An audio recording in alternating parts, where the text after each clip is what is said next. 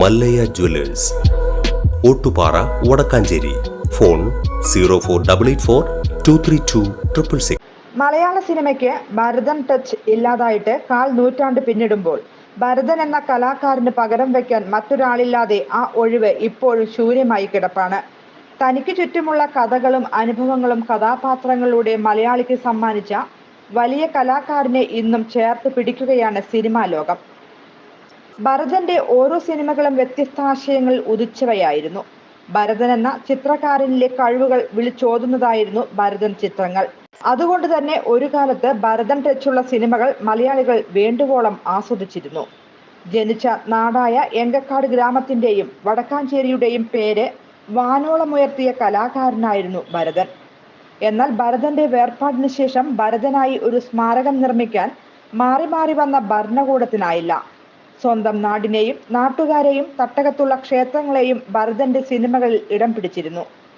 എത്ര തിരക്കായാലും ഉത്രാളിക്കാവ് പൂരം ദിവസം ഭരതൻ നാട്ടിൽ ഓടിയെത്തുമായിരുന്നു. ഉത്രാളിക്കാവ് പൂരം എങ്കക്കാട് ദേശത്തിന്റെ ഏറെക്കാലം രക്ഷാധികാരിയായിരുന്നു ഭരതൻ. എങ്കക്കാട് പാലിശ്ശേരി തറവാട്ടിൽ ഭരതൻ അന്ത്യവിശ്രമം കൊള്ളുന്നിടത്ത് മകൻ സിദ്ധാർത്ഥ് ഭരതൻ നാളെ എത്തും. പിതാവിന്റെ കാൽപാദങ്ങൾ അദ്ദേഹം തൊട്ടുവണങ്ങും. തൊട്ടടുത്ത പാലിശ്ശേരിയിലെ ഓർമ്മയിൽ ഭരതന്റെ പത്നി KPS ലളിത അന്ത്യവിശ്രമം കൊള്ളുന്ന സ്ഥലത്തും സിദ്ധാർത്ഥ് ഭരതൻ പ്രാർത്ഥിക്കും. തൃശൂരിൽ നടക്കുന്ന 26ാമത് ഭരതൻ സ്മൃതിയിൽ സിദ്ധാർത്ഥ് ഭരതൻ പങ്കെടുക്കും. വൈകിട്ട് 5-ന് തൃശൂർ റീജിയണൽ തിയേറ്ററിൽ വെച്ച് നടക്കുന്ന ഭരതൻ സ്മൃതിയിൽ ഈ വർഷത്തെ ഭരതൻ പുരസ്കാരം സംവിധായകൻ ഹരിഹരൻ സംവിധായകൻ ബ്ലെസിക്ക് സമ്മാനിക്കും. ചടങ്ങിൽ ലളിത പുരസ്കാരം ഗോകുലം ഗോപാലൻ നടി ഉർവശിക്കും സമ്മാനിക്കും. ഭരതന്റെ ജന്മനാടായ വടക്കാഞ്ചേരിയിൽ നടക്കുന്ന ഭരതം ലളിതം പരിപാടി കേരളവർമ്മ പബ്ലിക് ലൈബ്രറിയിൽ വെച്ച് നടക്കും. രാവിലെ 9:30 നടക്കുന്ന പരിപാടി സംവിധായകൻ അബിളി ഉദ്ഘാടനം ചെയ്യും.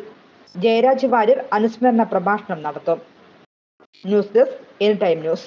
കൂടുതൽ വാർത്തകൾക്ക് ഞങ്ങളുടെ ചാനൽ സബ്സ്ക്രൈബ് ചെയ്യുക, ഫേസ്ബുക്ക് ഫോളോ ചെയ്യുക. വാർത്തകൾ വേഗത്തിലറിയാൻ എനി ടൈം ന്യൂസ്.